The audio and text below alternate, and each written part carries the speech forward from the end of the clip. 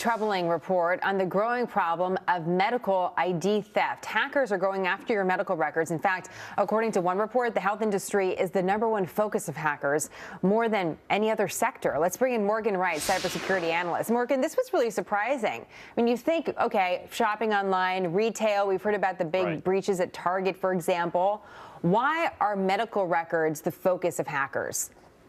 Because, Jenna, they are the goose, they are the golden eggs that the goose has laid, whereas your records, your credit, and you know what? The market drives this. When you go onto these black market sites to buy records, credit card records sell for 50 cents to $1 a record. Medical records sell for $10 to $50 a record because it has your name, your date of birth, your address, your social security number, physical descriptors, even credit card data. So these have become the one place where the most information about you is usually collected. You don't get medical information, date of birth on your credit card information, but you get all of that in your health record. So that's why they're targeting it. You know, and preparing for this segment, it's not even just about the hacking, going into a system and infiltrating it and getting your information. Apparently, medical professionals are carrying around our data in little thumb drives, and that's just, people are able to steal that. Morgan, what can consumers do if we're not only vulnerable online, but we have people carrying around our information and we don't even know that they're doing that? Well, look, Albert Einstein said one time there's only two things that are infinite, the universe and stupidity, and I'm not sure about the universe. When people are doing stupid things like this, and I do mean they're stupid, you're carrying around on unencrypted thumb drives people's medical information, their histories and stuff.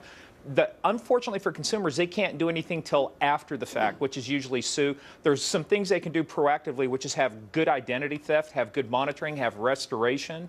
But unfortunately, because they have to give that information to get services, there's very little that they can do until after the fact. But what they can do, and you'll see it, there'll be litigation, there'll be lawsuits, there'll probably be legislation. That's what happens after the fact. That's what consumers do when they're wrong. But preventing it beforehand becomes tough. We were talking to an identity theft expert a few months ago who reminded us that we really don't have to give our social security number to our doctor, which I thought was interesting. It's a good reminder on that. What about paying for those services that are supposed to be watching your identity, Morgan? Do you think that's worth the value? Is that valuable to a consumer? It is, and it depends on what you do. Look, I mean, I've got identity insurance through Kroll and through Legal Shield, and because it has restoration, it's not just monitoring, because you have to monitor more than your credit cards, which is only about 17% of it. It's your medical identity theft, it's your bank accounts, your passport, all of these different things. So if you put a robust plan in place, you at least have some defenses against that. But unfortunately, you know, look, one of the things before I always come on air, you know, I always want to do some research. A couple days ago, Symantec released a big report called the Internet Security Threat Report. Healthcare attacks were up 25%. To your saying, targeted more than any other industry.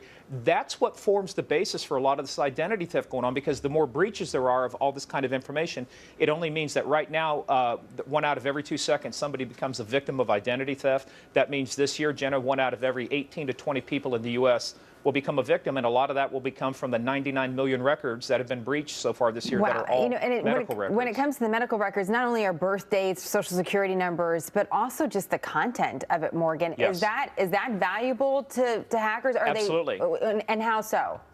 Because a lot of times people want to get services, so they want to get medical services. So the more that they know about you, one lady that I know that lives not too far from me, when her husband died unexpectedly, they found out that his identity was used 10 times to go to local area hospitals to receive services, and he had to have more information than just a name and a date of birth. So this actually creates identity theft because it takes longer, and medical identity theft because it takes longer to investigate, it's harder to detect, and those services cost you far more than a $200 pair of shoes. It always makes me nervous to talk to you, Morgan. I always enjoy sorry, it, but the topics, they're really unnerving, and it's important that we just kind of raise awareness, if you will, that this is actually happening. Great to have you, Morgan. We look forward to having you back. Thank you. You bet, Jenna. Talk to you later. Scary stuff. Individual rights or public health?